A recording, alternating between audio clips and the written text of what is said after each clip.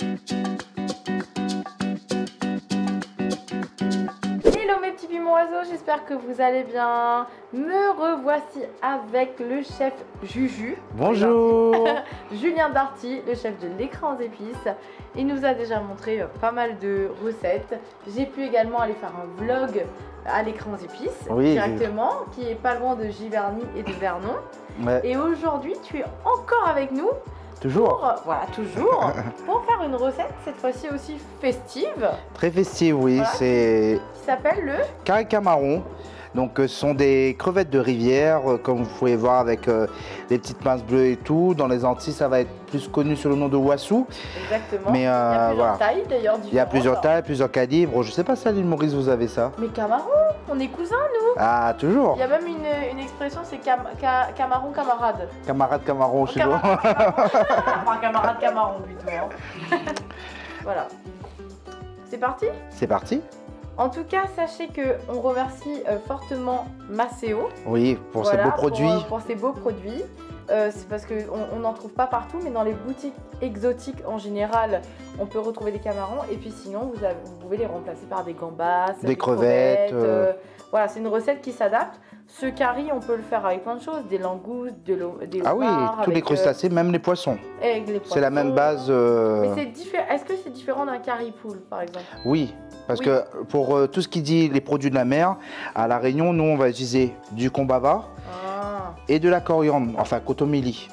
D'accord? Donc ça, c'est pour les produits de la mer. Quand il s'agit de curry poulet, curry porc, curry bœuf, on va mettre du gingembre, de l'ail. On va mettre aussi muscade et girofle. D'accord. C'est ça qui fait la différence par rapport à la viande et au poisson. Ouais, bah écoute, c'est un peu comme à Maurice. En fait, nous, ça va être la daube et le rougail. D'accord. Voilà, la daube, ça va être plus ce que vous appelez rougail chez vous, mais ça va être une daube de viande, daube de poulet. Et en fait, dedans, on va mettre des épices qu'on va pas mettre forcément quand on met du poivron et tout ça. Voilà. Bon, allez, c'est parti. Bah, c'est parti. Alors, là, la poêle est bien chaude. Là, le thym. Est-ce que, genre, le tu sel. te lasses de manger ou quand même ça te donne envie? Ça dépend des jours. Ça dépend des jours. Quand je suis chez moi, je suis incapable de cuisiner. Mais ce qui est bien, c'est que voilà, quand on invite des gens, on aime bien cuisiner quand même pour les gens. Et prendre du plaisir à manger sa cuisine, il y a juste à ce moment-là vraiment qu'on prend plaisir. Je suis d'accord. Après, toi, c'est différent. Tu as un restaurant, donc tu as quand même les gens tous les jours. C'est beaucoup de travail. Je sais même pas si les gens réalisent à quel point c'est du travail. C'est énormément de travail parce qu'il faut réfléchir à tout, les épices, les oignons, comment se réapprovisionner avec Maceo, Métro, enfin les producteurs aussi, la gestion des stocks.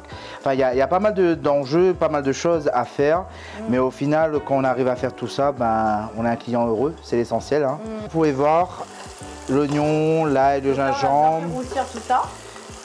Et va rajouter, donc j'ai mis un petit peu de sel il y a quelques instants, on va mettre le curcuma. Donc de Maison Rama de chez Maceo. Rama, c'est réunionnais quoi, tu connais?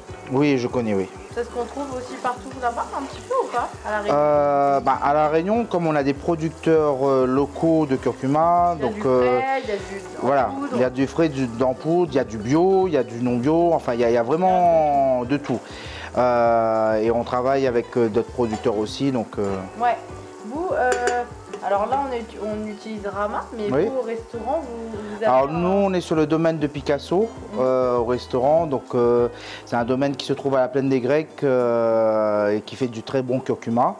Et avant, on travaillait avec monsieur Guy Berwaro qui fait des sirops de curcuma qui est juste à tomber par terre. Vous pouvez retrouver tout ça au restaurant.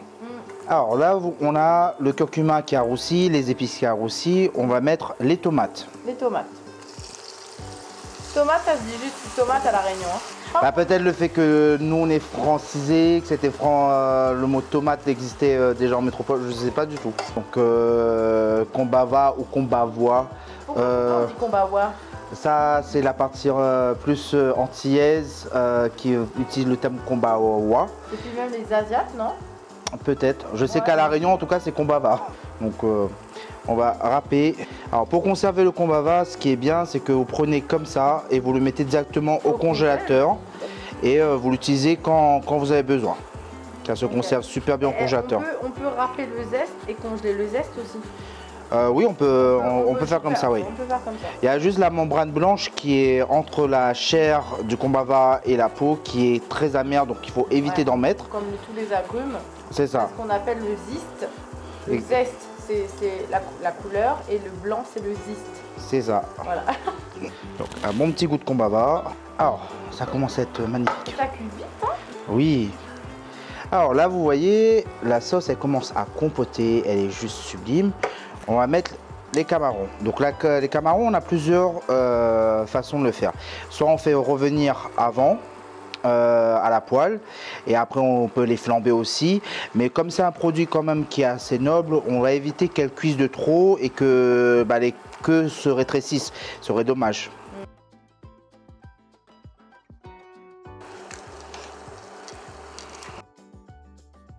Moi j'aime trop prendre le jus qu'il y a dans la tête. C'est une histoire de bêtisier qui se présente à nous. Ouais, c'est ça.